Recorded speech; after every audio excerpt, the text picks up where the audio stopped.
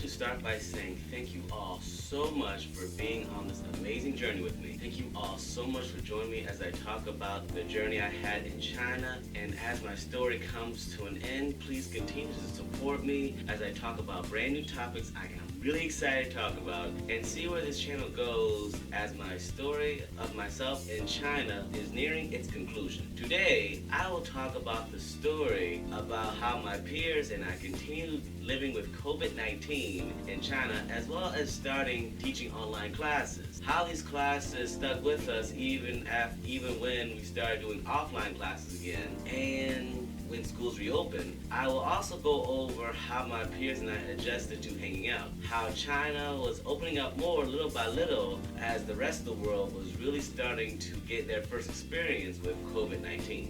So it's time to start teaching online classes, and all of us were pretty nervous because, there was no one to ask how to do it, no one to get any real feedback, no how to do better. Everything that we were doing was being researched and analyzed for future training purposes and how we could do better. So, as I said, the first few classes were purely experimental. Teaching online was very, very uncertain because most of us did not have the best internet, and not all of our students had the best either. So a lot of times there were technical difficulties. The first few classes online, there was always some kind of issue.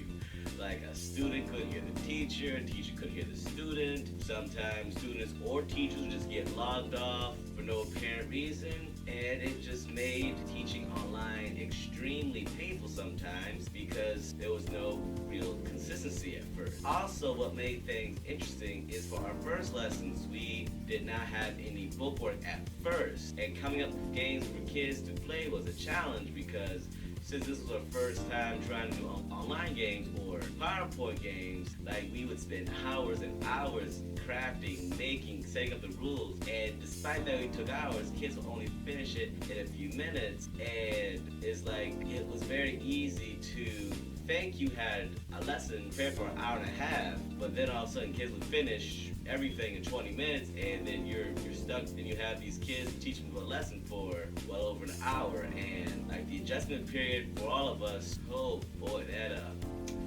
it was rough. It was rough to say the least. And also another thing I will say, a very thing with online classes, you always have to be very energetic and try to find some way to get kids very involved, and try to form some sort of connection on the screen, which was another difficulty because when you're with the kids, it was easier to form a teacher-student connection, but on the screen, as a teacher, you had to work even harder to try to get that connection because, well, even though you can connect with the screen, it's just much more limited than it is when you're so used to connecting with someone face-to-face. While all this was going on, my coworkers and I finally started to be able to see each other outside again. I mean, granted, we mainly ate at the mall where they were open, and we could all eat and then shopped around. That was possible, but still, it was so refreshing to actually see my coworkers' faces again, because for the longest time, I would only see their faces behind the screen for our meeting. That ranged from everyone's faces, well, being able to tell who they were, or you didn't see any faces. And it was the perfect recharge for us because while learning how to do online, a lot of us found that working on online classes, especially to make sure the quality was great for our students, well, we basically found it very, very challenging. Like, we all had so many stories to share about online and how kids could how some kids could do better online than offline, but a lot of kids, there's a reason why it's very preferred why a lot of kids do offline versus online. Like, you just share stories how some kids just took advantage of it was online and they'd be at their bed, not really while they take the class, turn off the camera, and do many things that made it clear that they were not focusing on the class at all. Sometimes there were situations where the students had just walked away from classes for no reason, but a lot of times, well, I can't say a lot of times, but there were quite a few times where some students had to leave the class because, well, they had help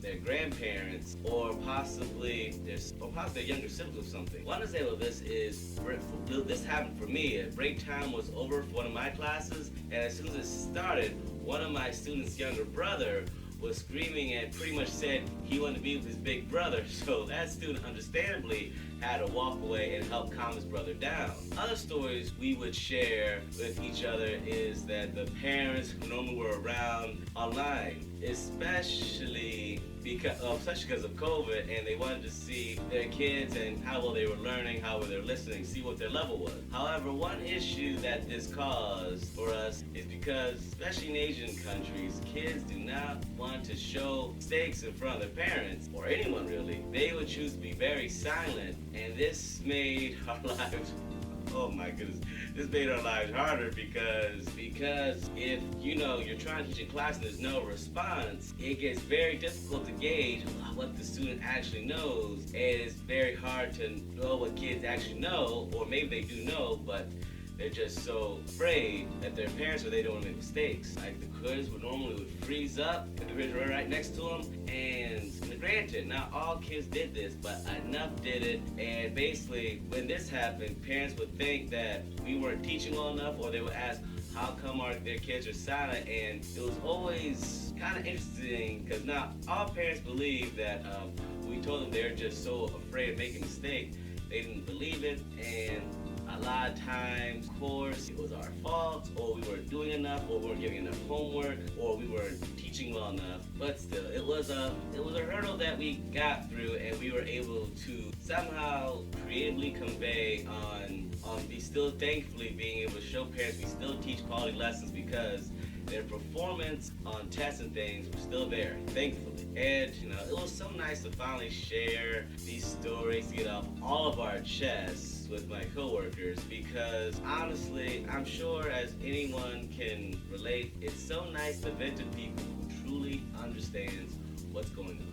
Ironically, when China was getting COVID more under control and limitations were getting less or being lifted in China, that is when the rest of the world was starting to catch it, and things were starting to get just as bad in a lot of places in the world as China once was. While this news was reaching us, this forced a lot of us, including myself, to extend our contracts a little longer to let my country, which is the United States, to try to get a little bit more under control. While this happened, we returned to do offline classes. And originally, we were told once we returned to school, online classes would be a thing of the past, it would be over. But as anyone could guess, now that we've proven that we could do online classes, it became another option, and it became another way for the school to make money. So they did not go anywhere. Now, one main issue for it was that our school, the school that I was in, a lot of places,